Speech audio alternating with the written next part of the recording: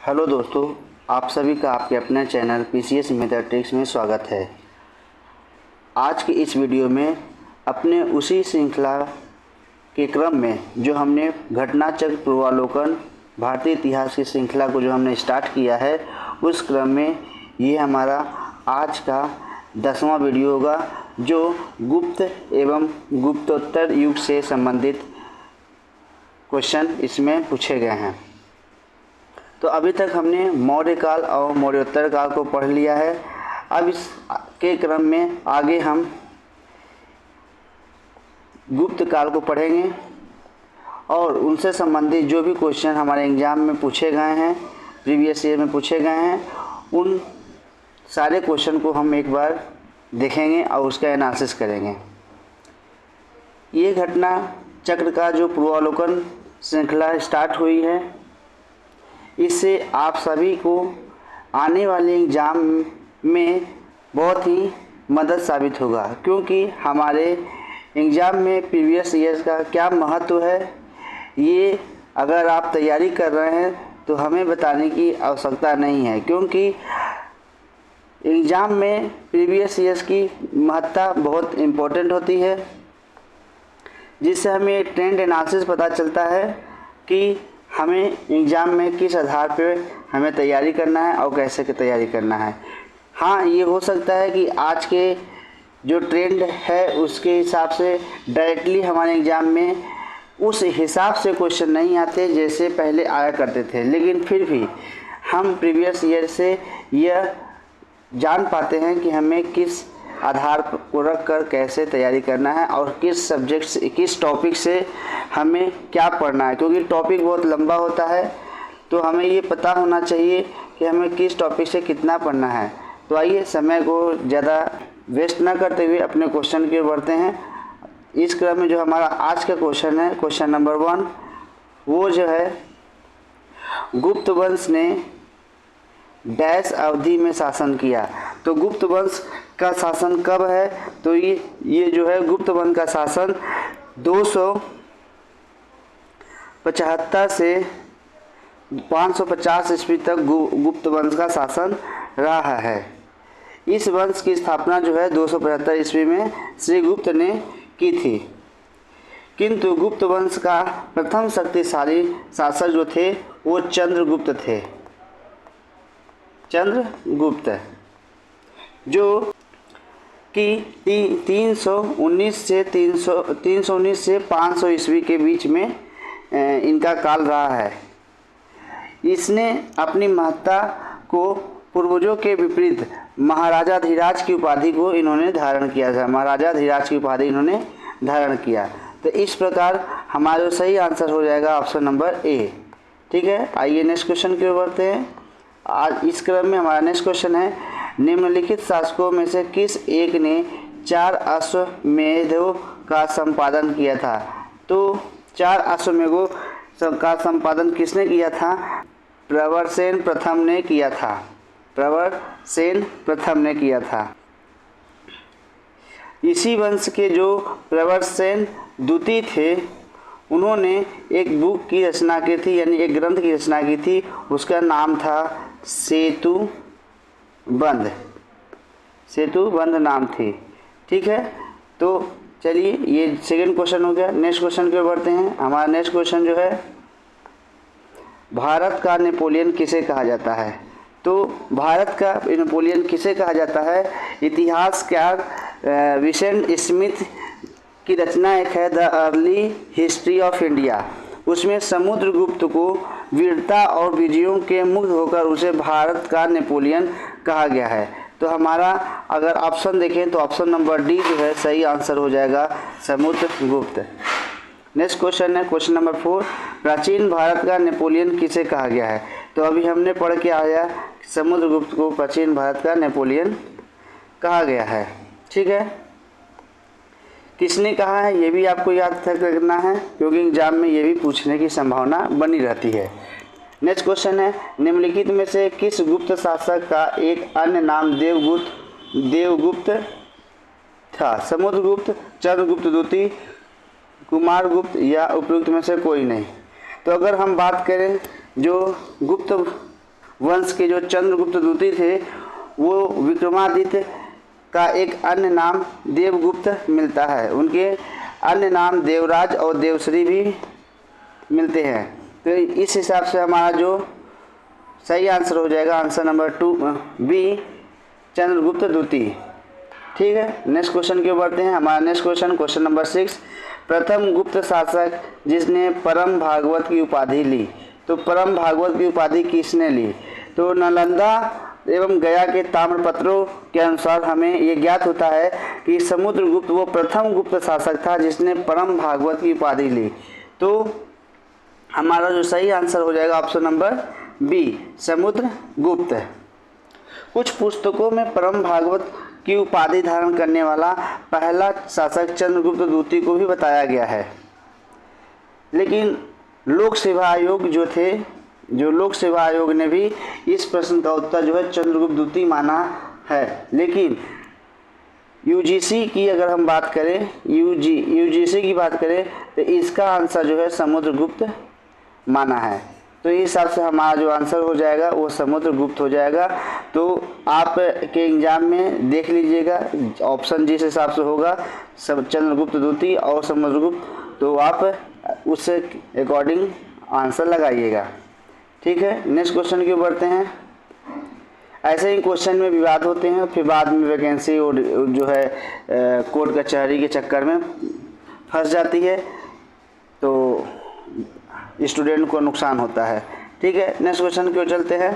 परम भागवत उपाधि धारण करने वाला प्रथम गुप्त शासक कौन था? तभी हम पढ़ के आए समुद्रगुप्त। नेक्स्ट क्वेश्चन है, इलाहाबाद स्तंभ अभिलेख निम्नलिखित में से किस एक से संबंध है? तो इलाहाबाद का जो स्तंभ अभिलेख है वो अशोक और समुद्रगुप्त दोनों से संबंधित है। तो हमारा जो सही आंसर हो जाएगा वो सी एंड डी। इलाहाबाद स्तंभ अभिलेख अशोक और समुद्रगुप्त के शासन के बारे में सूचना प्रदान करता है और इस स्तंभ पर समुद्रगुप्त के संधि विग्रहिक हरिसेन ने संस्कृत भाषा में प्रशंसनात्मक वर्णन प्रस्तुत किया, जिसे प्रयाग प्रशस्ति भी कहा जाता है। इसमें समुद्रगुप्त के विजयों का उल्लेख किया गया है। इसके अतिरिक्त इस स्तंभ अभिलेख पर मुगल बादशाह जहांगीर के लेख भी खुदाई गए हैं और बीरबल का भी उल्लेख इस अभिलेख पे मिलता है। तो ये सारी बातें हमें याद रखने वाली बात है, तो इसे आप ध्यान रखिएगा। ठीक है, नेक्स्ट क्वेश्चन की ओर बढ़ते हैं। इस क्रम में हमारा नेक्स्ट क्वेश्चन है क्वेश्चन नंबर 9। इलाहाबाद का अशोक स्तंभ किसके शासनकाल के बारे में सूचना प्रदान करता है? तो इसमें हमने पढ़ा कि समुद्रगुप्त के शासन के बारे में हमें जानकारी मिलती है। नेक्स्ट क्वेश्चन है, प्रयाग प्रशस्ति किसके सैन्य अभियान के बारे में जानकारी देता है? तो अभी हमने पढ़ के आया है समुद्रगुप्त। ठीक है, नेक्स्ट क्वेश्चन की ओर बढ़ते हैं। हमारा नेक्स्ट क्वेश्चन है, समुद्रगुप्त के प्रयाग प्रशस्ति में कौशल के शासक का क्या नाम था? तो प्रयाग प्रशस्ति जो 19वीं और 20वीं पंक्तियों के दक्षिणा पथ के बाहर राज्यों और उनके राजाओं के नाम मिलते हैं। प्रयाग प्रशस्ति से हमें ये जानकारी मिलती है कि जो कौशल राज्य था उसके राजा का नाम महेंद्र था और दक्षिणापथ के राज्यों को समुद्रगुप्त ने पहले जीता, किंतु फिर उसे ग्रहण मोक्षानुग्रह नीति के तहत कृपा कर उन्हें स्वतंत्र कर दिया। किस नीति के तहत? ये हमें याद रख लीजिए, ग्रहण मोक्षानुग्रह नीति के तहत उन राज्यों को स्वतंत्र कर दिया। ठीक है, तो इस हिसाब से हमारा सही आंसर हो जाएगा वो सी, महेंद्र।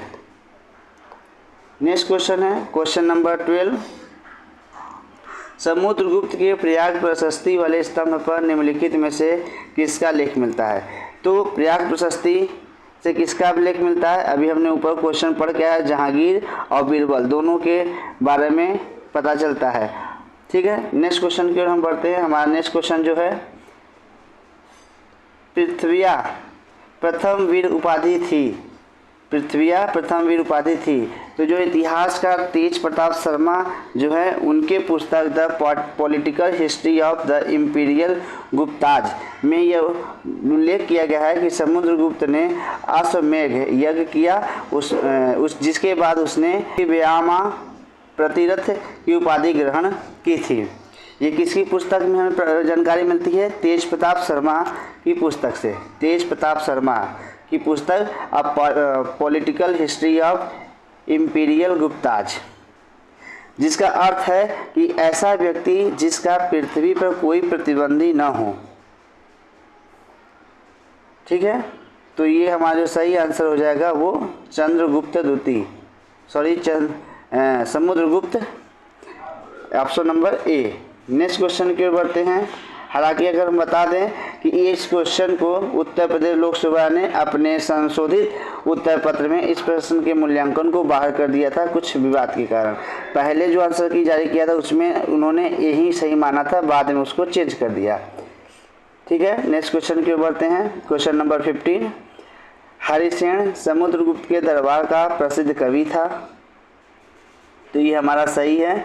उसने देवी चंद्रगुप्तम महाकाव्य की रचना की, नहीं, ये गलत है। वो प्रयाग प्रशस्ति का रचयिता है, तो ये भी हमारा सही है। तो जो हमारा सही आंसर हो जाएगा 1 और 2, 1 और 3। तो हमारा 1 और 3 दिया है ऑप्शन नंबर डी में, तो हमारा सही आंसर हो जाएगा डी। इलाहाबाद का जो स्तंभ मिला है वो समुद्रगुप्त के संधि विग्रहिक एवं कवि हरिसेन ने संस्कृत भाषा में प्रशंसात्मक वर्णन प्रस्तुत किया। ये हमने ऊपर क्वेश्चन में पढ़ के आए हैं, जिसे प्रयाग प्रशस्ति भी कहते हैं। ठीक है, फिर इसमें समुद्रगुप्त के विजयों का उल्लेख किया गया है। फिर हम बात करें कि देवी गुप्तम की, तो इसकी जो रचनाकार हैं वो विशाख दत्त जी हैं। ठीक है, इसने गुप्त वंशी शासक रामगुप्त के विषय में सूचना प्रदान की है। ठीक है, नेक्स्ट क्वेश्चन आते हैं। क्वेश्चन नंबर 15, सूची 1 और सूची 2 को में सुमेलित करना है। दक्षिण भारत के समुद्रगुप्त के समकालीन नरेश और उनके राज्य से संबंधित हमें ये चीज़ बताना है। तो ऑप्शन ए दिया है धनंजय, बी नीलराज, सी उग्रसेन, डी विष्णुगुप्त। तो हमें ये मैच करके बताना है। देखते हैं मैच करते हैं क्या है।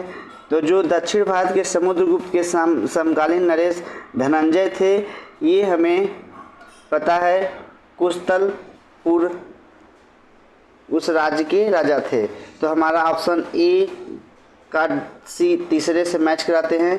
तो ए का अगर हम तीसरे से मैच कराते हैं तो हमारा जो सही आंसर सी निकल के आता है, और हमारे एक ही ऑप्शन से हमारा क्वेश्चन जो है सही हो जाता है, जो यूपी पीसीएस 2018 में पूछे गए क्वेश्चन है। और ये पीसीएस के बहुत ही फेवरेट क्वेश्चनों में से एक है, जो ऐसे मैच करने के लिए दिया होता है। अगर आपको 1 या 2 आंसर पता है तो आप सही से आंसर निकाल सकते हैं, और ऐसा क्वेश्चन जो है 60 से 70% क्वेश्चन ऐसे ही होते हैं।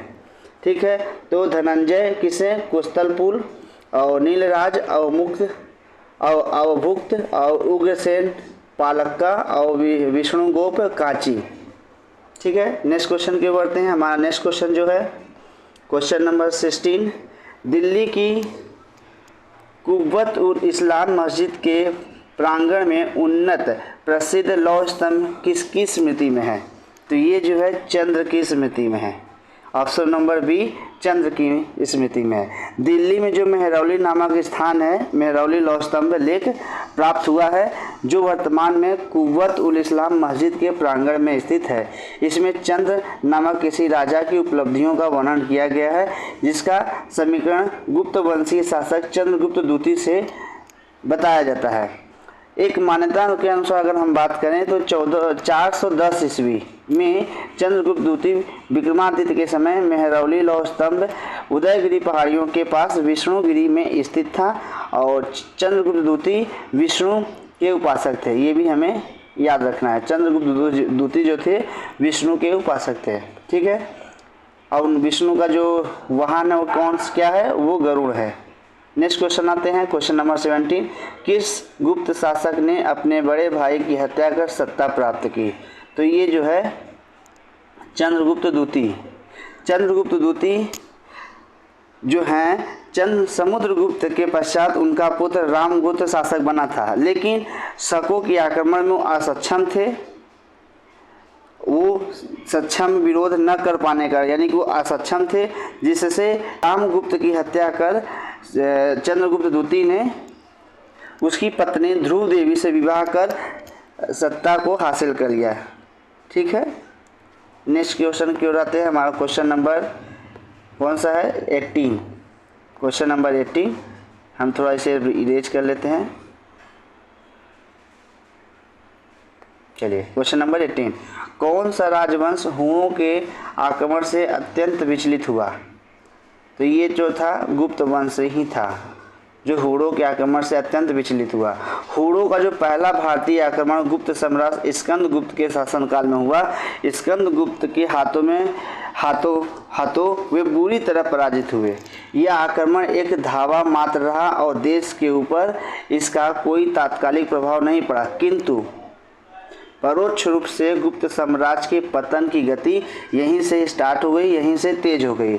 स्कंदगुप्त की मृत्यु के बाद जो 5वीं शताब्दी ईस्वी के अंत तक या 6ठी शताब्दी के प्रारंभ में कहें तो उत्तर पश्चिम में कई क्षेत्रों में हुणों ने कब्जा कर लिया, जिससे गुप्त वंश के समाप्ति का कारण बना। नेक्स्ट क्वेश्चन बढ़ते हैं। क्वेश्चन नंबर 19, हुणों ने भारत पर आक्रमण किया था किसके समय पे? स्कंदगुप्त के शासनकाल में। ठीक है, नेक्स्ट क्वेश्चन आते हैं। क्वेश्चन नंबर 20, निम्नलिखित में से किस गुप्त शासक ने हुणों पर विजय प्राप्त की? तो कुमारगुप्त प्रथम ने हुणों पर विजय प्राप्त की थी। गुप्त सम्राट जिसे हुणों को पराजित किया वो कौन था? वो स्कंदगुप्त था। इसी काल में पराजित तो किया था, लेकिन धीरे धीरे कालांतर में कई जगहों पर हुणों ने कब्जा कर लिया, जिससे गुप्त वंश की समाप्ति की राह बनी। ठीक है, नेक्स्ट क्वेश्चन, इनमें से किस गुप्त शासक ने हुणों को पराजित किया? तो वो जो था स्कंदगुप्त था। आप देख सकते हैं कि सेम क्वेश्चन कितने एग्जामों में अलग अलग स्टेट पीसीएस में पूछे गए हैं। ठीक है, नेक्स्ट क्वेश्चन है क्वेश्चन नंबर 23, इस अभिलेख से ज्ञात होता है कि स्कंदगुप्त ने हुणों को पराजित किया था। अब पराजित तो किया था हमने अभी पढ़ लिया, लेकिन किस अभिलेख से प्राप्त होता है? तो ये जो है हमें भीतरी स्तंभ लेख से हमें पता चलता है कि स्कंदगुप्त ने हुणों को परास्त किया था। यूपी में एक जगह है गाजीपुर, उस जिले के सैदपुर तहसील से जो भीतरी नामक स्थान से भीतरी स्तंभ लेख मिला है, उसमें पुष्यमित्रों और हुणों के साथ स्कंदगुप्त के युद्ध का भी वर्णन किया गया है। तो उल्लेखनीय है कि हुणों का पहला भारतीय आक्रमण जो है गुप्त सम्राट स्कंदगुप्त के शासनकाल में हुआ, जो स्कंदगुप्त ने बुरी तरह हुणों को पराजित किया। तो हमारा जो सही आंसर हो जाएगा वो ऑप्शन नंबर ए, भीतरी स्तंभ लेख, जो कि गाजीपुर यूपी तहसील सैदपुर से मिली है। और ये क्वेश्चन जो है यूपी आरओ 2014 में पूछा गया क्वेश्चन है प्री में। ठीक है, नेक्स्ट क्वेश्चन आते हैं। क्वेश्चन नंबर 24, गुप्त साम्राज्य के पतन के विभिन्न कारण थे, निम्नलिखित कथनों में से कौन सा कारण नहीं है? तो हुणों का आक्रमण ये तो है, प्रशासन का सामंतीय ढांचा ये भी है, और उत्तरवर्ती गुप्तों का बौद्ध धर्म स्वीकार करना ये भी है, और अरब आक्रमण नहीं, उस टाइम कोई अरब आक्रमण नहीं हुआ था। तो हमारा गलत है ये ऑप्शन नंबर डी। ये गलत है ऑप्शन नंबर डी, लेकिन नहीं है जो पूछा है, तो हमारा सही आंसर जो हो जाएगा ऑप्शन नंबर डी ही होगा। तो गुप्त साम्राज्य के पतन के कारण जो थे प्रश्नगत हमने देखा कि अरबों के भारत पर आक्रमण उत्तरदायी नहीं है। ठीक है, क्योंकि अरबों का आक्रमण करीब 711 ईस्वी के बाद शुरू हुआ। सर्वप्रथम मुस्लिम आक्रमण 711-712 के आसपास हुआ था। ठीक है, नेक्स्ट क्वेश्चन है क्वेश्चन नंबर 25, शक विजेता किसे कहा जाता है? तो शक विजेता जो है किसे कहा जाता है? तो शक विजेता गुप्त सम्राट चंद्रगुप्त द्वितीय विक्रमादित्य को शक विजेता कहा जाता है। ठीक है, तो हमारा जो सही आंसर हो जाएगा ऑप्शन नंबर सी, चंद्रगुप्त द्वितीय। कहा जाता है कि पश्चिम भारत में अंतिम शक राजा रुद्र सिंह जो थर्ड थे, उसको चंद्रगुप्त द्वितीय जो कि विक्रमादित्य ने परास्त कर पश्चिम भारत में शक की सत्ता जो थी उसका उन्मूलन किया, और शकों को हराने के कारण चंद्रगुप्त विक्रमादित्य की एक नई उपाधि शकारी भी है। इसमें इस उपलक्ष्य में चांदी के सिक्के इन्होंने चलाए थे। तो इस सब बातों को आप ध्यान रखिए, और जो आपको लगे कि हमें ये याद नहीं है या याद करने लायक है तो ये आप एक कॉपी में नोट डाउन भी कर लीजिए, ताकि एग्ज़ाम में आपको मदद साबित हो। हालांकि आप सभी के लिए हमने एक चीज़ सोचा है, अगर आप लोग का साथ रहा तो हम ऐसा करेंगे। हमारा विचार ये है कि जब हमारा ये प्राचीन इतिहास का सारा लेक्चर ख़त्म हो जाएगा, जो कि लगभग अंतिम चरण की ओर चल रहा है, तो इन सारे लेक्चर यानी सारे वीडियो को कंबाइंड कर एक वीडियो में हम इसको ले आएंगे, और उसके बाद हम इन पूरे प्राचीन इतिहास का एक जो पूर्वावलोकन है, इसके जो की पॉइंट के जो शॉर्ट नोट्स होंगे, हम उसको अपने हैंड राइटिंग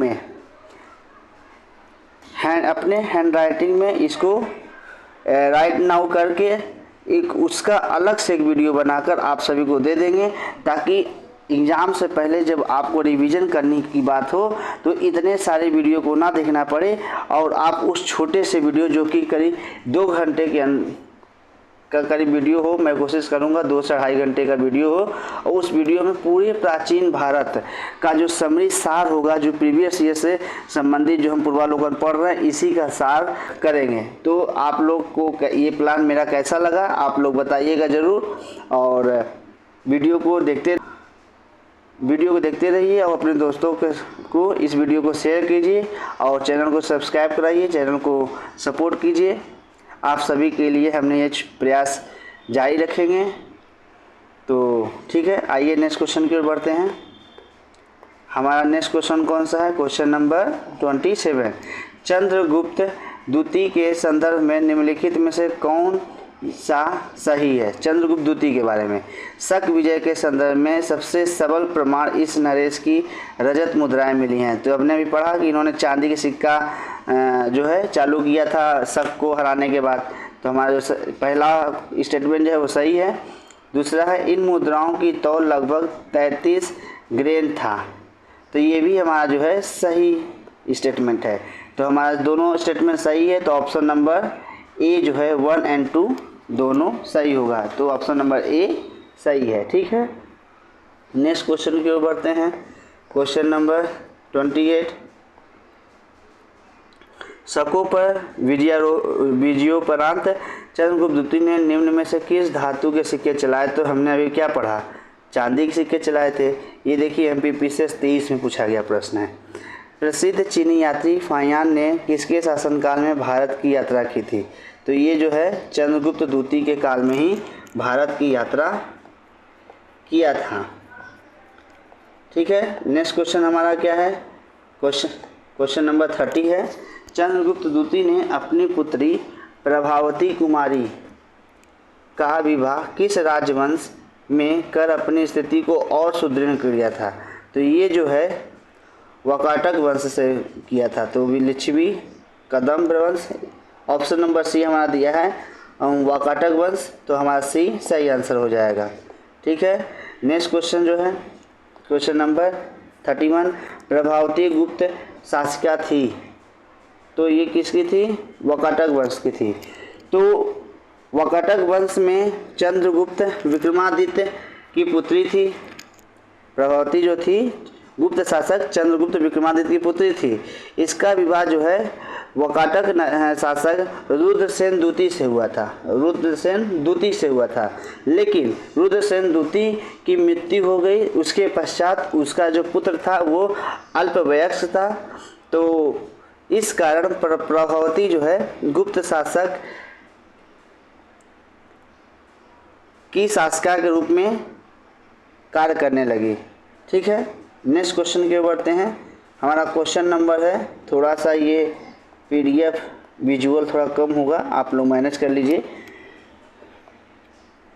निम्नलिखित में से कौन सही सुमेलित नहीं है? ये देखिए, एक चीज़ आप लोगों को और बता दें कि एग्ज़ाम में जो है आप लोग क्वेश्चन पढ़ने में जल्दीबाजी बिल्कुल नहीं करिए, क्योंकि क्वेश्चन में कई बार ये क्वेश्चन पूछे जाते हैं नहीं हैं, और हम एग्जाम में ये गलती करके चले आते हैं क्योंकि हमें क्वेश्चन पढ़ते नहीं हैं और गलत हो जाता है। तो हमें ये बात को ध्यान देना है कि क्वेश्चन में क्या पूछा है, कि सही सुमेलित है या सही सुमेलित नहीं है। तो ये नहीं वाले पोर्शन को आप ज़रूर ध्यान दें, और अपने जब मॉक टेस्ट लगाएं तो उसमें भी इस बात का हैबिट करें और इसमें ध्यान दें। ठीक है, कौन सही नहीं है? तो देखिए, कुमारगुप्त प्रथम मंदसौर अभिलेख से मिला, ये भी सही है। पथिक तक्षशिला अभिलेख से मिला, ये हमारा सही है। और प्रभावती गुप्ता उदयगिरि गुहा अभिलेख से मिला, ये हमारा सही नहीं है। ठीक है, समुद्रगुप्त जो है एरन अभिलेख से हमें प्राप्त हुआ है, तो ये हमारा सही है। जो उदयगिरि गुहा अभिलेख है ये जो है चंद्रगुप्त द्वितीय से संबंधित है। ठीक है, आइए नेक्स्ट क्वेश्चन की ओर बढ़ते हैं। हमारा नेक्स्ट क्वेश्चन जो है क्वेश्चन नंबर 33, निम्न में से कौन सा अभिलेख विश्व के प्रथम विज्ञापन के तौर पर जाना जाता है? विश्व के प्रथम विज्ञापन के तौर पर जाना जाता है तो वो है दसपुर का अभिलेख, ये जो है विज्ञापन के रूप में जाना जाता है। ठीक है, नेक्स्ट क्वेश्चन की ओर बढ़ते हैं। हमारा जो नेक्स्ट क्वेश्चन है क्वेश्चन नंबर 34, मंदसौर प्रशस्ति किस शासक की उपलब्धियों का विवरण प्रस्तुत करता है? मंदसौर, तो ये जो है कुमारगुप्त प्रथम के शासक की उपलब्धियों का विवरण प्रस्तुत करता है। और ये क्वेश्चन यूपी आरओ मेंस में 2021 का जो मेंस पेपर हुआ था उसमें पूछा गया था। कुमारगुप्त जो प्रथम है उसका समकालीन वत्स भट्टी एक स्थानीय कवि था, उसने मंदसौर प्रशस्ति की रचना की।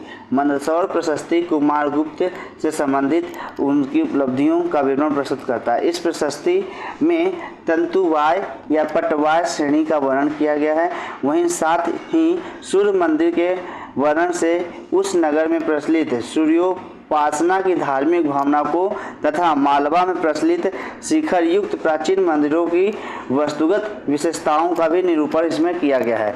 तो ये बातें हमें ध्यान देना है। ठीक है, नेक्स्ट क्वेश्चन की ओर बढ़ते हैं। हमारे क्वेश्चन नंबर 35, रेशम बुनकरों की श्रेणी की जानकारी निम्नलिखित में किस शिलालेख से मिलती है? तो दसपुर का जो मंदसौर शिलालेख है वो गुप्त शासक कुमारगुप्त प्रथम के शासनकाल का है, ये अभी हमें पता है। तो उस समय के जो प्रथम कुमारगुप्त प्रथम के राज्यपाल जो बंधु वर्मा का उल्लेख भी मिलता है वहीं से। इसमें सूर्य मंदिर के निर्माण का उल्लेख मिलता है, और यहाँ से पटवा या तंतुबुआई श्रेणी यानी कि रेशमी सूती बुनने वाले श्रेणी का भी उल्लेख मिलता है। तो हमारा जो सही आंसर है वो 10 पूर्व शिलालेख से मिलता है। ठीक है, नेक्स्ट क्वेश्चन क्या रहता है? हमारा क्वेश्चन है कि सूची 1 को सूची 2 से सुमेलित करना है। क्या है? शासक है और उसकी रानियों के बारे में हमें बताना है। तो चंद्रगुप्त, समुद्रगुप्त, चंद्रगुप्त द्वितीय और कुमारगुप्त प्रथम, तो हमें रानियों के बारे में बताना है। तो देखिए कौन सी रानी किनकी है। चंद्रगुप्त जो हैं उनकी रानी कुमार देवी, समुद्रगुप्त की दत्ता देवी, और चंद्रगुप्त द्वितीय कुबेर नागा, और कुमारगुप्त प्रथम यानी अनंत देवी। ठीक है, तो हमें आगे बढ़ते हैं इस क्वेश्चन की ओर। निम्नलिखित में से कौन गुप्तकालीन प्रशासनिक विभाजन का सही अनुक्रम है? तो गुप्त काल में जो प्रशासनिक विभाजन है वो क्या था? तो पहले भुक्ति, विषय, विधि और फिर ग्राम। तो हमारा जो सही आंसर है वो ऑप्शन नंबर ए। तो आप अभी देख सकते हैं कि क्या था, पहले राष्ट्र, फिर भुक्ति यानी कि देश, विषय, विधि और ग्राम। ठीक है, जैसे आज के समय होता राष्ट्रपति, उपराष्ट्रपति, प्रधानमंत्री। ठीक है, तो उसी प्रकार ये है। ये क्वेश्चन जो है आपके यूपी आरओ 2023 में पूछा गया प्रश्न है। ठीक है, नेक्स्ट क्वेश्चन की ओर बढ़ते हैं।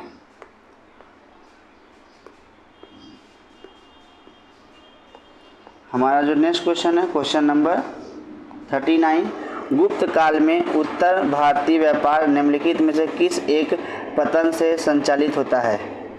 तो ये जो है ताम्रलिप्ति से पता चलता है, ताम्रलिपि से पता चलता है। ठीक है, आइए नेक्स्ट क्वेश्चन की ओर बढ़ते हैं। क्वेश्चन नंबर 14 निम्नलिखित में से कौन सा बंदरगाह गुप्त काल के उत्तर भारतीय व्यापार के लिए उपयोगी था? तो ये जो है ऑप्शन नंबर डी होगा, ऑप्शन नंबर ई होगा, क्योंकि ताम्रलिप्ति भी है। तो हमारा जो सही आंसर हो जाएगा ऑप्शन नंबर ई। ये जो है बीपीएससी 65 में पूछा गया प्रश्न है। ठीक है, नेक्स्ट क्वेश्चन की ओर बढ़ते हैं। हमारा नेक्स्ट क्वेश्चन जो है क्वेश्चन नंबर 42, प्राचीन भारत में देश की अर्थव्यवस्था में अत्यंत महत्वपूर्ण भूमिका निभाने वाली श्रेणी संगठन के संदर्भ में निम्नलिखित में कौन सा कथन सही है? ये पूछा गया है। तो प्रत्येक श्रेणी राज्य के एक केंद्रीय प्राधिकरण के साथ पंजीकृत होती थी और प्रशासनिक स्तर पर राजा उसका प्रमुख होता था। अभी हम चलिए ध्यान देखते हैं इसको। श्रेणी ही वेतन, काम करने के नियमों और मानकों, कीमतों को सुनिश्चित करती थी। तो ये जो है हमारा सही है। और श्रेणी का अपने सदस्यों पर न्यायिक अधिकार होता था। ये भी हमारा सही है। तो हमारा जो सही है आंसर होगा वो 2 और 3। तो सी वाला हमारा आंसर सही होगा। ये पहला स्टेटमेंट हमारा गलत है। ठीक है, नेक्स्ट क्वेश्चन, क्वेश्चन नंबर 43, गुप्त काल में गुजरात, बंगाल और दक्कन तथा तमिल राष्ट्र में स्थित केंद्र किससे संबंधित है? ये जो है वस्त्र उत्पादन से संबंधित है। वस्त्र उत्पादन से संबंधित है। नेक्स्ट क्वेश्चन है क्वेश्चन नंबर 44, प्राचीन काल में किस वर्ग को सार्थवाह भी कहा जाता था? तो ये जो है वैश्य को कहा जाता था।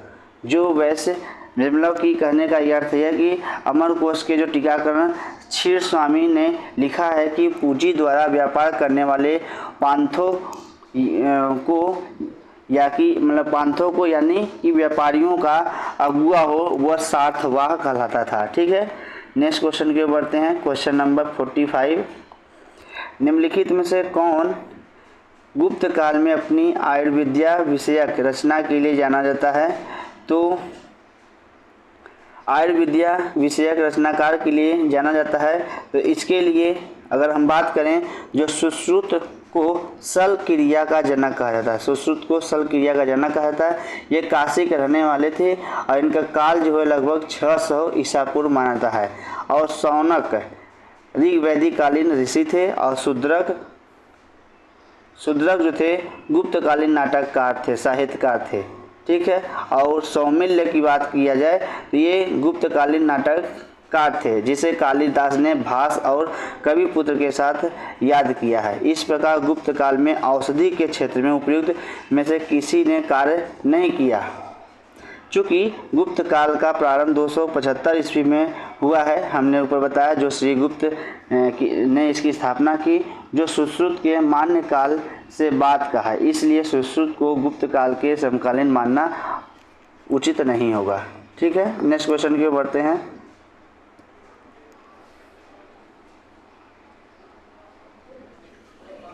चलिए क्वेश्चन नंबर 46, निम्नलिखित में से कौन गुप्त काल में औषधि के क्षेत्र में अपने कार्य के लिए जाने जाते हैं? तो हमने अभी ऊपर देख के आया है, इनमें से कोई नहीं है। तो हमारा सही आंसर हो जाएगा ऑप्शन नंबर ई। नेक्स्ट क्वेश्चन चलते हैं, क्वेश्चन नंबर 47, निम्नलिखित में से किसका प्राचीन भारत में के आयुर्वेद शास्त्र से संबंध नहीं है? तो ये जो है भास्कराचार्य जो हैं इसे संबंध नहीं है। धन्वंतरी चंद्रगुप्त द्वितीय विक्रमादित्य के 9 रत्नों में से एक थे।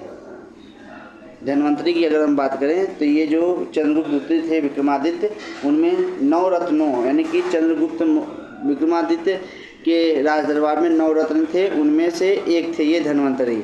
ये आयुर्वेद शास्त्र के प्रकांड विद्वान थे यानी पंडित थे। और अगर हम चरक की बात करें और सुश्रुत की, तो ये भी आयुर्वेद के विख्यात विद्वान थे। चरक कनिष्क के राजवैद्य थे जिन्होंने चरक संहिता की रचना की है। ठीक है, और जबकि भास्कराचार्य प्रख्यात खगोल और गणितज्ञ थे। उन्होंने सिद्धांत शिरोमणि की रचना की है, सिद्धांत शिरोमणि ग्रंथ की रचना की है। इस ग्रंथ में गणित और खगोल विज्ञान से संबंधित जो है प्रकाश डाला है। तो हमारा सही आंसर है वो है बी। ठीक है, नेक्स्ट क्वेश्चन बढ़ते हैं, क्वेश्चन नंबर 48,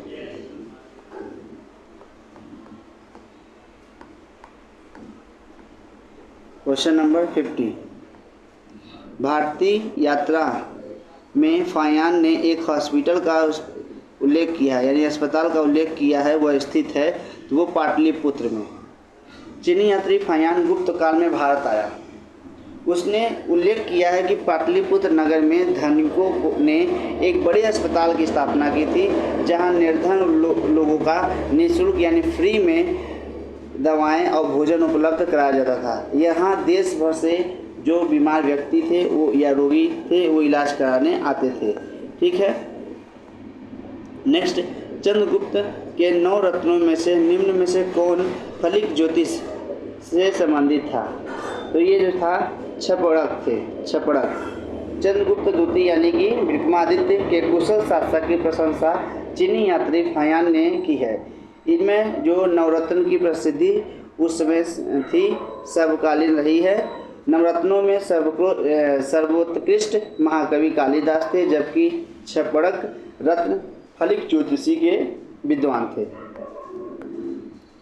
नेक्स्ट क्वेश्चन, अब पूछा गया है कालिदास किसके शासक काल में थे? तो ये जो हमने पढ़ लिया विक्रमादित्य यानी कि चंद्रगुप्त द्वितीय।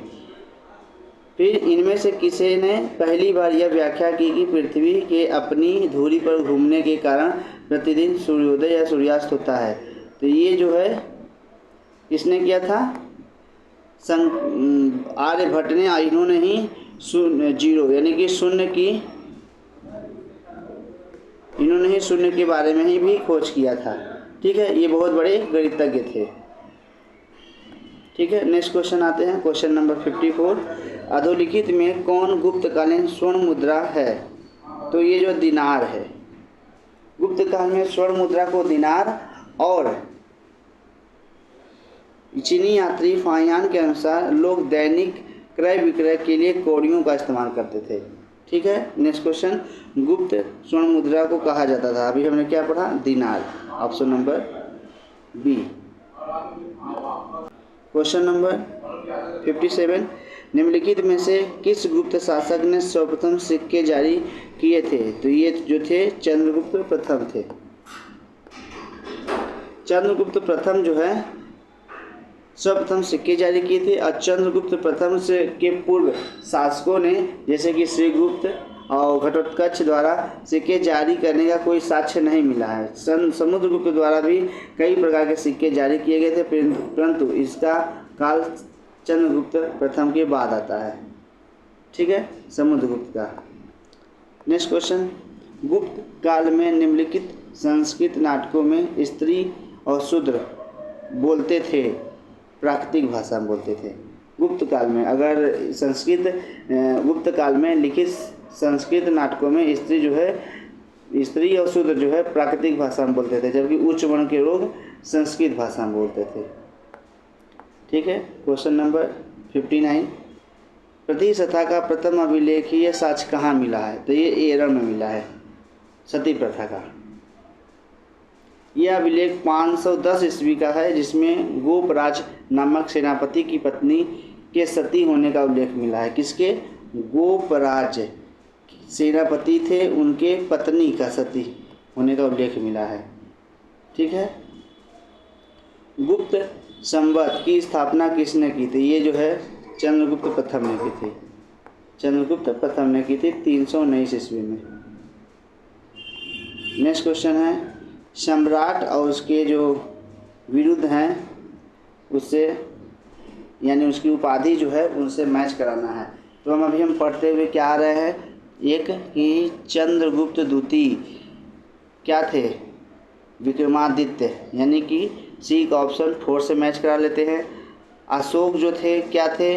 प्रियदर्शी, ये हमें भी पढ़ के आए हैं।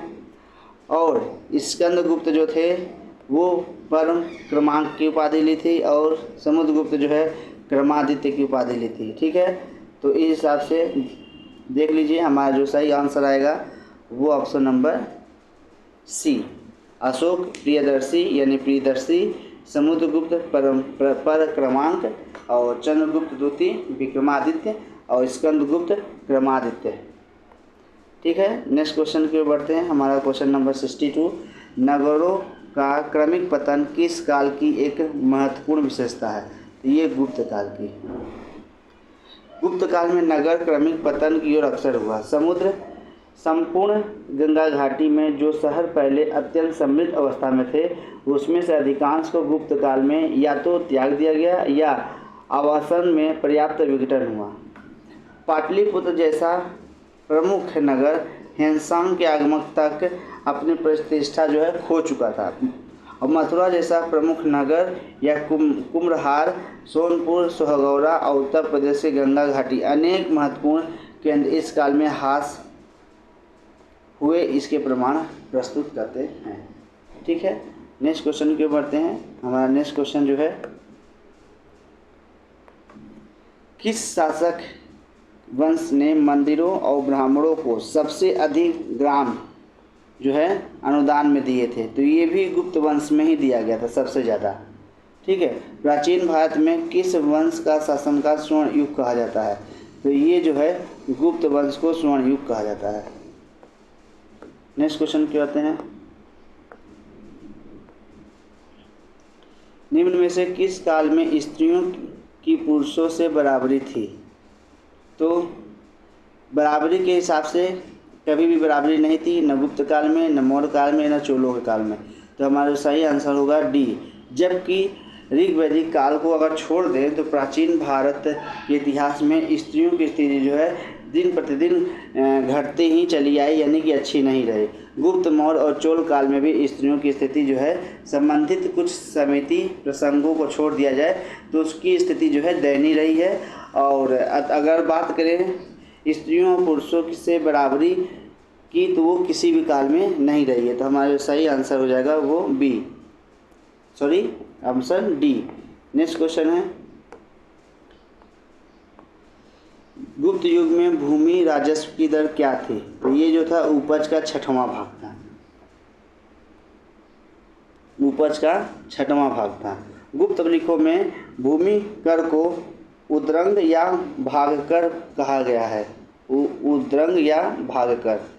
ठीक है, धर्मशास्त्रों में भू राजस्व की दर क्या है? धर्मशास्त्रों में भू राजस्व की दर क्या है? तो 1/6। ठीक है, नेक्स्ट क्वेश्चन की ओर बढ़ते हैं। हिंदू विधि द्वारा मान्य कर कितना है? तो अभी मैंने बताया 6वां भाग है। क्वेश्चन नंबर 69, किस प्रकार की भूमि को अपरहत कहा गया है? तो ये जो है बिना जोती हुई जंगली भूमि को अपरहत कहा गया है, या वह भूमि जिसे जोता न गया हो उसे अपरहत भूमि कहा गया है। यह जो है गुप्तकालीन भूमि व्यवस्था का एक पद था। ठीक है, नेक्स्ट क्वेश्चन 70, भारत के इतिहास के संदर्भ में कुल्यावाप या द्रोणवाप शब्द क्या निर्दिष्ट करता है? तो ये जो है भूमाप को निर्दिष्ट करता है, भूमाप को। कुल्यावाप या द्रोणवाप या अधवाप ये सभी जो है भूमाप को, भूमि माप को निर्दिष्ट करता है। नेक्स्ट क्वेश्चन हमारा है, गुप्त साम्राज्य द्वारा किस निम्न में से किन्हें कर रहित कृषि भूमि प्रदान की गई है? तो ये जो है ब्राह्मणों को जो है कृषि रहित भूमि प्रदान की गई है गुप्त काल में, और इन्हीं के काल में सबसे ज़्यादा दान भी किया गया, ये हमने बताया आपको। ठीक है, प्राचीन भारत में सिंचाई कर को कहते हैं।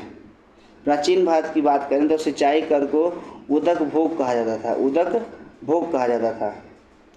तो इसमें देखा जाए तो ऑप्शन में जो दिया है उदरंग दिया है, तो जो कोई भी ऑप्शन इसमें मैच नहीं कर रहा है। ठीक है, हिरण मौर्य काल में लिया जाने वाला नगद कर था, और गुप्त अभिलेखों में भूमि कर को उदरंग या उदरंग कहा गया है। प्राचीन भारत की राजपूत युगीन संस्कृति में उल्लेख है कि उपरनिका भूमि पर स्थायी और अस्थायी रूप से रहने वाले किसानों से लिया जाता था। ठीक है, नेक्स्ट क्वेश्चन की ओर बढ़ते हैं। आप वीडियो का आनंद लेते हुए वीडियो को एक बार शेयर कर दीजिए अपने किसी एक ग्रुप में, किसी फ्रेंड के पास, किसी दोस्तों के पास, एक बार जरूर शेयर कीजिए। प्राचीन भारतीय गुप्त राजवंश के समय के संदर्भ में घंटाशाला या कदूरा तथा चौल किस लिए विख्यात था? तो ये जो था विदेशी व्यापार वाले बंदरगाह के लिए भी विख्यात था। घंटासाला, कदुरा और चौल गुप्त काल में बड़े बंदरगाह हुआ करते थे या शहर थे जहाँ से विदेशों से व्यापार चलता था। घंटासाला और कदुरा जहाँ पूर्वी तटीय बंदरगाह शहर थे, वहीं चौल पश्चिमी तटीय बंदरगाह थे। ठीक है, नेक्स्ट क्वेश्चन, तोरमाड़ किस जातीय दल का था? ये जो था हूण जाति का था। तोरमाड़ भारत पर दूसरे हूण आक्रमण का नेता था।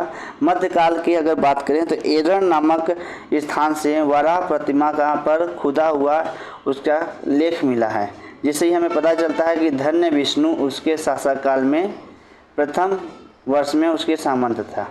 निम्नलिखित में से किसने हूण शासक मिहिर कुल को पराजित किया? तो वो था यशोधर्मन। यशोधर्मन ने हूण शासक मिहिर कुल को पराजित किया था। चीनी यात्री हेनसांग तथा मंदसौर लेख के साथ से ये ज्ञात हो जाता है कि गुप्त नरेश नरसिंह गुप्त बालादित्य और तत्पश्चात मालव नरेश यशोधर्मन द्वारा मिहिर कुल को पूरी तरह से पराजित किया था। ठीक है, चीनी तीर्थयात्री जिसने 6वीं शताब्दी में भारत दर्शन किया वो था सुंग यून। सुंग यून ने भारत यात्रा किया था, तो अभी बताया हमने 518 ईस्वी बताया था। तो इस ऑप्शन में हमारा कोई भी नहीं दिया हुआ है, तो हमारा सही ऑप्शन हो जाएगा ऑप्शन नंबर ई।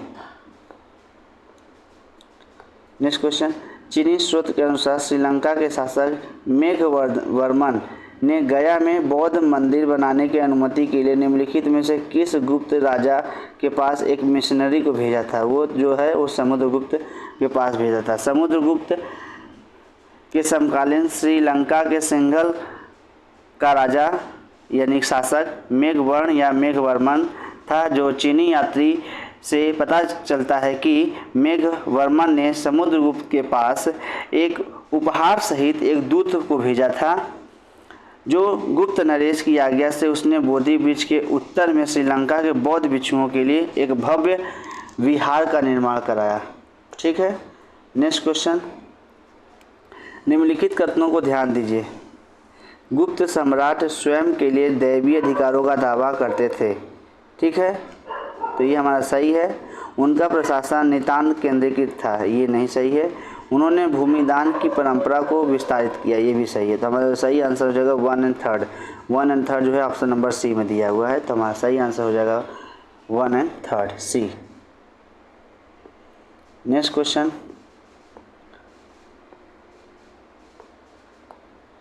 गुप्त काल के दौरान भारत में बलात् श्रम के संदर्भ में निम्नलिखित कथनों पर कौन सा कथन सही है?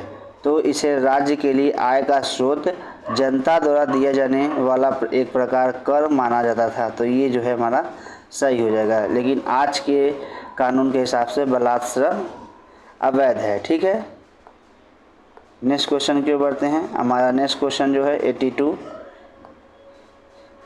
कहा जाता है कि शतरंज का खेल अद्भुत हुआ था, तो भारत में अद्भुत नहीं, शतरंज का खेल उद्भूत हुआ था, यानी कि ओरिजिनेट कहाँ हुआ था? तो वो भारत में हुआ था। शतरंज का खेल भारत में उद्भूत हुआ था। महाभारत में इसे चतुरंग के नाम से जाना जाता है और भारत से यह ईरान और तत्पश्चात यूरोप में यह प्रवेश किया। ठीक है, नेक्स्ट क्वेश्चन बढ़ते हैं। थोड़ा हम अब जल्दी क्वेश्चन को सॉल्व करेंगे क्योंकि वीडियो लंबा हो रहा है। शूद्रक द्वारा लिखी हुई प्राचीन भारतीय पुस्तक मृच्छकटिकम का विषय क्या है? तो एक धनी व्यापारी और गणिका की पुत्री की प्रेम कथा है। उसमें बहुत ही अच्छी कथा है, अगर समय मिले आपको तो ये पुस्तक जरूर पढ़िए, बहुत कहानी अच्छी है प्रेम कथा की। आजकल सांख्य दर्शन में किसका महत्वपूर्ण योगदान है? तो कपिल का। सांख्य दर्शन जो है भारतीय दार्शनिक पद्धति में से एक है और महर्षि कपिल को सांख्य दर्शन का प्रतिष्ठापक आचार्य माना जाता है। कहा जाता है कि उन्होंने सांख्य सूत्र नामक ग्रंथ की रचना की है। किसकी? सांख्य सूत्र नामक ग्रंथ। देखिए भाई, एक आप लोगों को हम महत्वपूर्ण सूचना बता दें कि प्राचीन इतिहास से संबंधित जो भी बुक, ग्रंथ और किताबें आप सभी को बताई जा रही हैं उसको एक कॉपी में नोट डाउन करते जाइए, क्योंकि हमारे एग्ज़ाम में प्राचीन इतिहास से या मध्य इतिहास से जो क्वेश्चन पूछे जाते हैं उनमें से 2 क्वेश्चन जो हैं ये फिक्स होते हैं कि बुक्स या रचनाकार या ग्रंथ, इन्हीं सब से क्वेश्चन पूछे जाते हैं। तो आप इस टॉपिक को इग्नोर नहीं कीजिए। 2 क्वेश्चन अगर आपको बनाना है तो बुक, ग्रंथ, रचनाकार के नाम आपको याद होने चाहिए। और इसके लिए हमने एक प्रयास भी किया है कि 10 मिनट का हमने वीडियो बनाया है प्राचीन इतिहास का, आधुनिक इतिहास का और मध्य इतिहास का। जो 10 मिनट का वीडियो है उसमें हर काल से संबंधित जो बुक और ग्रंथ और लेखक और जो हुए हैं उससे संबंधित हमने सारे फैक्ट को एक ही जगह आप सभी के लिए आप किसी चैनल पे अपलोड किया हुआ है, तो आप जाकर वहाँ देख सकते हैं। ठीक है, चलिए बढ़ते हैं अपने इस श्रृंखला में आगे। सांख्य दर्शन प्रतिपादन किया तो हमने बताया कपिल द्वारा। भारत में दार्शनिक विचार के इतिहास के संदर्भ में सांख्य संप्रदाय से संबंधित निम्नलिखित कथनों पर विचार कीजिए। सांख्य पुनर्जन्म या आत्मा के आवागमन के सिद्धांत को स्वीकार नहीं करता है। ठीक है, नेक्स्ट स्टेटमेंट हम देखते हैं। सांख्य की मानता है कि आत्मज्ञान की ही मोक्ष की ओर ले जा सकता है, न कि कोई बाह्य प्रभाव अथवा कारक। ठीक है, तो हमारा जो सही आंसर होगा वो ऑप्शन नंबर बी होगा, क्योंकि हमारा स्टेटमेंट बी सही है, फर्स्ट गलत है। तो ऑप्शन नंबर बी। सांख्य पुनर्जन्म या आत्मा के आवागमन के सिद्धांत को स्वीकार करता है, और उसमें ऑप्शन में दिया है नहीं करता है, तो करता है।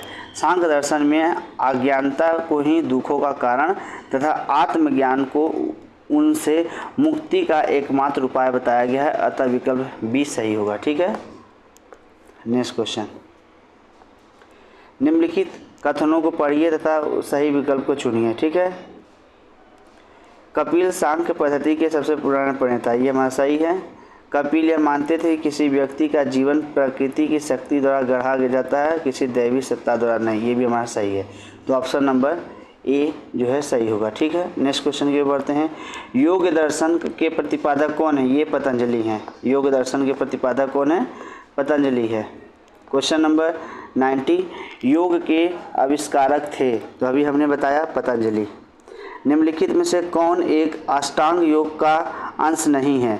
तो प्रत्याहार है, धारणा है, ध्यान है, अनुस्मृति नहीं है। अनुस्मृति जो है नहीं है। ठीक है, नेक्स्ट क्वेश्चन। महाभाष्य के लेखक पतंजलि समसामयिक थे, यानी कि किसके समय के थे महाभाष्य? तो वो जो है पुष्यमित्र शुंग के समय के थे, यानी कि लगभग 184 से 148 BC। ठीक है, नेक्स्ट क्वेश्चन। नव्य न्याय संप्रदाय के संस्थापक कौन है?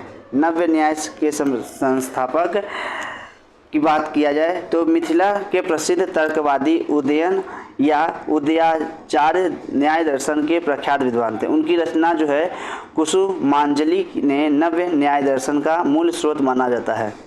कई विचारक उदयन को नव्य न्याय दर्शन का वास्तविक संस्थापक मानते हैं, जबकि कुछ विचारक गंगेश जिन्होंने नव्य न्याय दर्शन को संग्रहित किया। तो इस हिसाब से अगर हम देखेंगे तो हमारा जो सही आंसर आएगा वो बी और डी उदयन, 2 ऑप्शन को हम सही मानेंगे।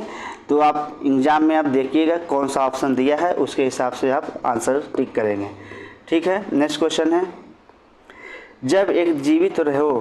जब तक जीवित रहो सुख से जीवित रहो, चाहे इसके लिए ऋण ही लेना पड़े, क्योंकि शरीर में भस्मीभूत हो जाने पर पुनरागमन नहीं हो सकता। पुनर्जन्म का निषेध करने वाली यह युक्ति किसकी है? तो यह युक्ति चार्वाक की है। तो आप लोग भी जानते हैं कि मस्त रहो भले ही उधार लेकर जियो, तो ये जो भौतिकवादी विचारधारा है ये चार्वाक की है। ठीक है, घी पियो चाहे ऋण लेके ही पियो। केवल प्रत्यक्ष प्रमाण को कौन स्वीकार करता है? तो चार्वाक।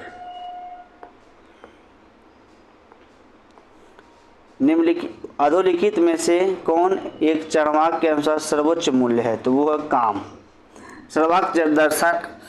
चार्वाक दर्शन ने भारतीय परंपरा में स्वीकृत चारों पुरुषार्थों में काम को परम पुरुषार्थ माना है, जिसके अनुसार जो कर्म काम की पूर्ति करे या मनुष्य को सुख प्रदान करे वही उचित है।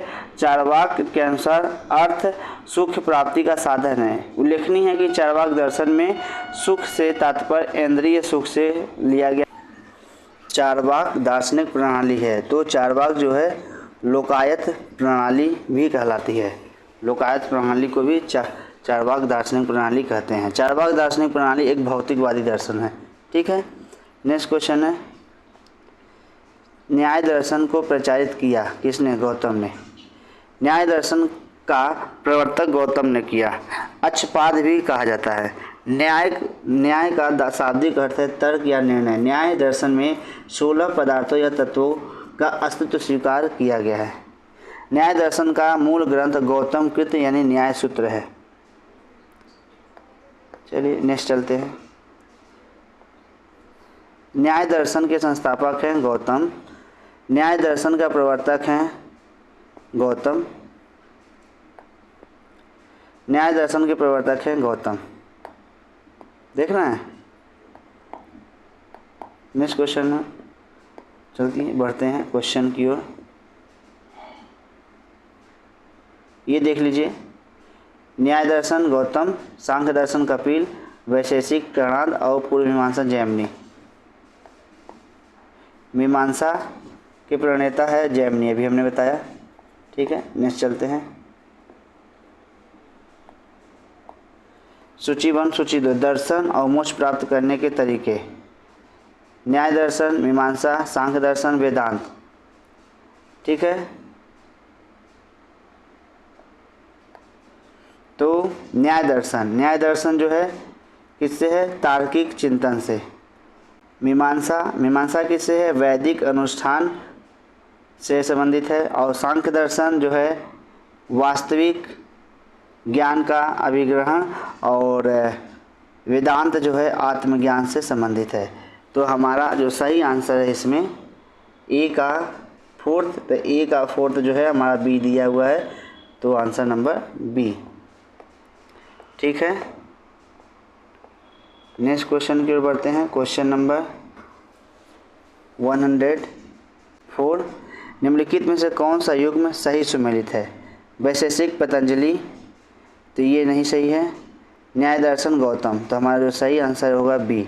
ठीक है, बाकी सब आप देख सकते हैं। कर्म का सिद्धांत संबंधित है मीमांसा से। कर्म का सिद्धांत किससे संबंधित है? मीमांसा से। निम्नलिखित में से किस दर्शन का मत है कि वेद शाश्वत सत्य है? तो ये जो है मीमांसा का मत है कि वेद जो है शाश्वत सत्य है।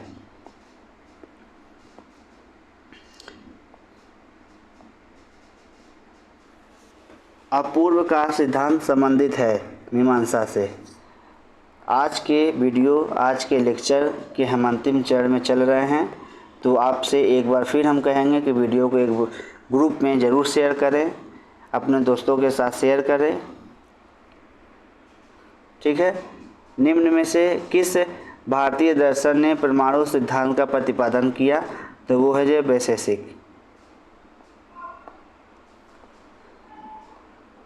निम्न में से किसे भारतीय परमाणुवाद का जनक कहा जाता है? तो ये महर्षि कणाद को परमाणुवाद का जनक कहा जाता है। और ये इसी के साथ आज के वीडियो का ये लास्ट क्वेश्चन है जो हमने कंप्लीट किया लगभग 1 घंटे में।